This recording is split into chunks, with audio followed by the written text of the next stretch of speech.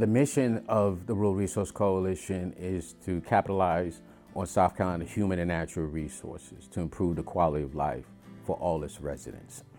We do that by focusing on three priority areas. First, heritage place-based tourism as a catalyst for economic development. Local food networks to make systems change to support small farms and the ecosystem that undergirds our supply chain. And lastly, advocating for broadband access to facilitate rural prosperity. I love being a part of the Rural Resource Coalition because it really is a group of organizations who normally may not be sitting around the same table, but we are. And what that affords us is that opportunity to see where connections can be built. Some of the people that we work with is local farmers, for example. And a lot historically, minority farmers have had little access to resources. And so my job is to go into the community and assess what those resources are and identify the resources that are available to help them sustain their farm.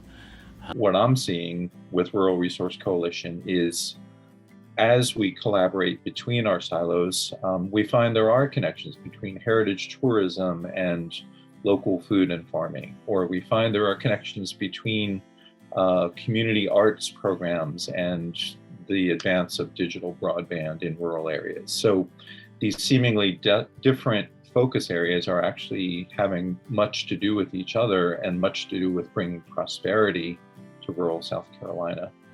Just creating the sustainable forestry program and working with our partners, it made me realize that the best collaborations are the ones where they're not, there is no competition. So you tend to focus on, so no one cared about where did the money go. It was about who's being helped. Today, we have approximately 40 community gardens across the state helping families and children with healthy produce. In Georgetown, the Carolina Human Reinvestment Corporation is an example of that great work. They have established a community farm that provides healthy foods to low-wealth families, opportunities for youth to be engaged, and they've mobilized the business community to help sustain their farm.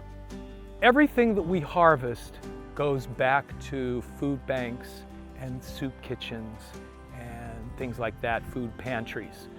But one of the best experiences for me was around Thanksgiving.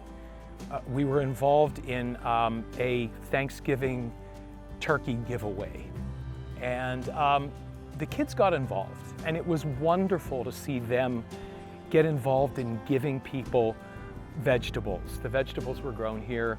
The kids helped harvest them, they helped bag them, and they supplied vegetables for the Thanksgiving dinners. I grew up in rural Walterboro, so to me, rural has been the way of life. And I've often seen how rural communities are left out of the equation in developing solutions for themselves and thought to be the backwards country folk, but yet, we know that area better than anyone.